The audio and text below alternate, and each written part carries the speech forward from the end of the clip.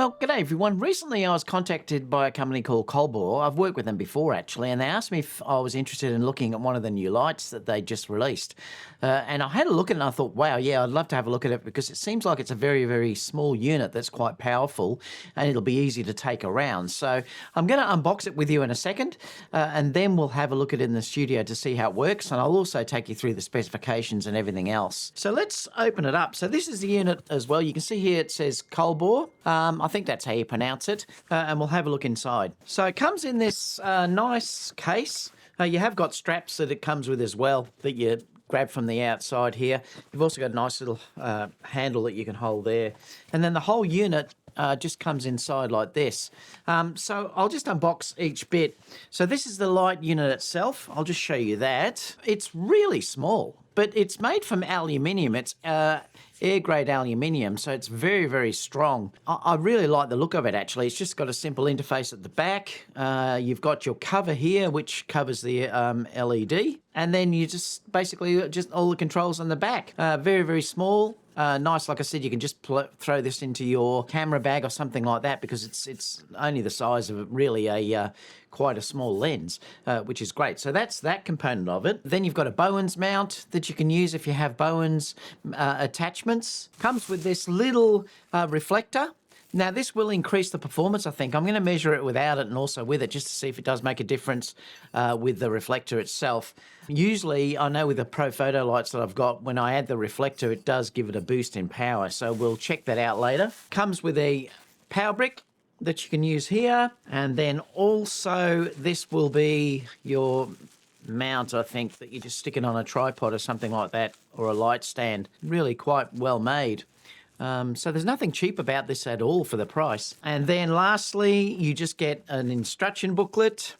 And I think inside here, this is where your strap is. And that's about it. So what we'll do is we'll have a look now at all the specifications that this has on the website. So we'll do that now. I think the brand is called COLBOR, but the model number is the CL-60. You can sort of see the light that's actually here. So it's a 65 watt light, and it says here that it has a maximum draw of 80 watts. It delivers 2600 lux at 1 meter, and I'll test this with a light meter so you can sort of have a look and see what sort of this is through a meter, and it'll give you the exact readings that I'm getting with it. It's an ultra compact size.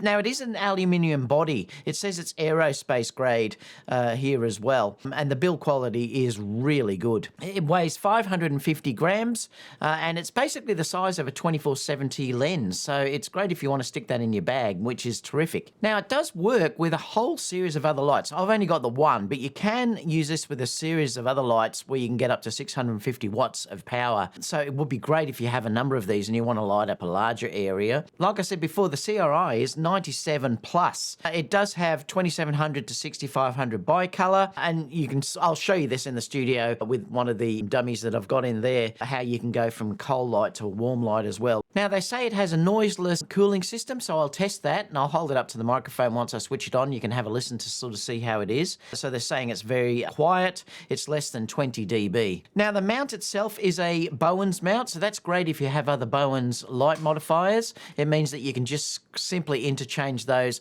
onto this unit, which is great too, because there's so many Bowens mounts out there. So it says here that you've got multiple ways of powering this device. It supports power supply via PD power bank, PD adapter, and other mobile solutions. So you could mount it basically or use it with V-mount batteries and things like that, or even a MPF dummy battery too. Now there is an app that you can use for this. It's called the COLBOR Studio or COLBOR Studio, and basically you can do things like dimming and things like that, and I'll show you that app working so you can sort of see how it is. This is the app actually here being used. I've just downloaded it, so we'll test that too. Okay, so what we'll do now is I'm just going to turn this on. So you just press the power button, just hold it in, and then it will come on. Now, it just remembers the last settings that you had, which is quite nice, so it'll just turn on as you like. Now, the way to control this is there's just two sort of wheels here. The top one will be your brightness or the intensity, and the bottom one is going to be your color between your warm and cool. And then you've got menu buttons which are through here. Now, if I wanted to say bring the power up, you can see it'll just go up in one increment. So you can have a lot of control over this. So that's one way of going. The other thing you can do too is just press it like that and it will go up in 25% increments. So that's 50, 75, and then 100. And then if you press it again, it will turn off. Now it takes a second to turn off. Now I'll do some tests in a minute and we'll have a look and just see how the intensity is with this, with the light meter, just to sort of show you what the intensity is. But like anything with these lights, any of these continuous lights like this, you're going to have to raise up your ISO if you want to get a decent f-stop, unless you wanted to shoot sort of wide open. But now to change the color, you can do the same thing. You can just dial this in manually, or you can press it and it will jump up. If I take it down to its warmest setting, which is 270, you'll see that that's very, very warm. I've balanced this at 5600, so I've balanced it at daylight in the camera. If I go all the way up to highest amount, which is 6500, you can see now it's quite blue. And that's what you've got over there. So you can balance the ambient with the light, or the light with the ambient, and that's great. And I love that aspect about doing this. You don't have to work with gels and things like that. You can just sort of match it automatically. Now, the other things you've got up the top here, I'm not going to go through all of these at this stage because I just want to sort of show you how the light works. But if I click on to set, this is where you'll set your Bluetooth. Your fan itself, I'll come nice and close. I cannot hear that at all. I mean, I'm right on the light here. Now, if I turn that intensity up to full, let's just go back to CRT. If I go up to full and I'm standing right next to it, I cannot hear the light at all. You can sort of see just roughly where I am there. It's incredibly quiet. Again, like if I come back down here too, you can reset this so it'll use its Bluetooth. I think it does that with the other lights as well, or you can use your phone to control it. Now the fan down here, you've got quiet and also smart. I'll just leave it on smart because it's dead quiet. Groups will be how you use it with other lights and things like that. So there's a number of different settings that you can sort of change through this. Communication settings and curves and things like that as well. Also, you've got effects as well. Like if I bring up these effects, it'll do different things. Like you can see here, it's like a flashing light that's going off. There's things like thunder, lightning, I should say, and stuff like that. I don't really use these, but I just thought I'd leave it on to show you for a second what's there. Again, you'll have a lot of fun if you want to put some sound effects to these, like that's the lightning one. That's an SOS if you wanted to do the three flashes there.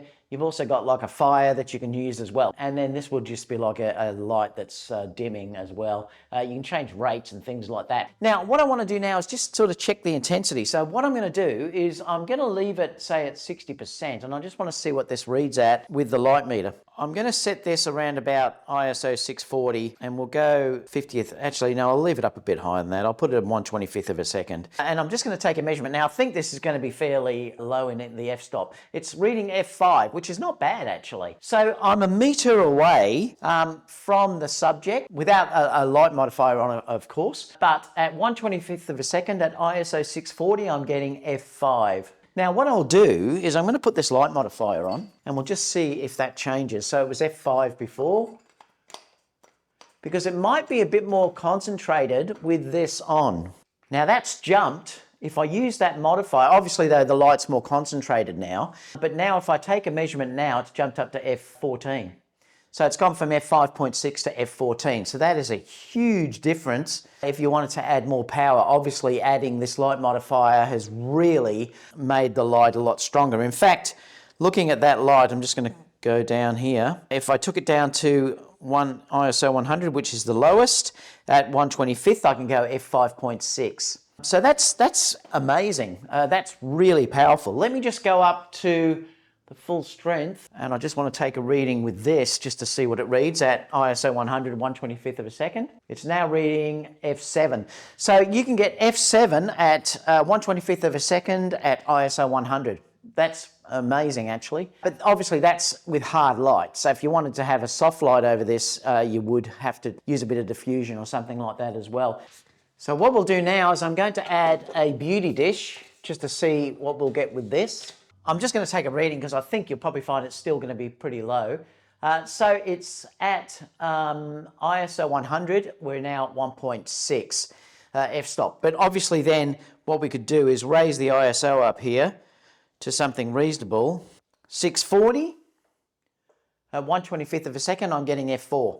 So that's not bad. So it's certainly usable in the studio. Now what I want to do here is I just want to show you the difference of the way the light will form with the diffuser, with that diffuser on and with it off, or that light modifier. So that's with it off. And this is full power without that modifier on, so it gives you an idea. Again, it's around about 3 meters away from where I am on f2.8 over there. I'll tell you the settings in a second. So my settings on the camera here are f2.8, ISO 100, and it's 1/80th of a second. Now, if I put the light modifier on, and that's with it on full, with the light modifier on. So you can see it's a much more concentrated light. And you get that real spotlight with sticking the modifier on that you can see through here. Okay, so what do I think about this light? I'm really impressed with that, actually. I mean, for the size, the power that it's getting out of it is really quite good and very useful. The size itself is really nice because it's so small, and the build quality is great. I love the way you can have cold shoe adapters or things put in here. I believe also it's how the lights can attach as well if you have other lights that are there too. I like the way that the actual mount adapter fits inside there as well, and it fits on quite snug, which is also good. I couldn't get the app to work due to the fact that I'm running iOS 16, I think. So I couldn't try any of the Bluetooth or the app function through the phone. That's not the light manufacturer's fault though. That's obviously my fault for putting iOS beta versions on my phone. It couldn't work at this stage. Apart from that, thank you so much, COLBOR, for sending me this. Really appreciate it. Overall, if you have any questions, leave them down below and I'll get back to you as soon as I can. Apart from that, everyone, I'll see you all in the next video. Bye for now.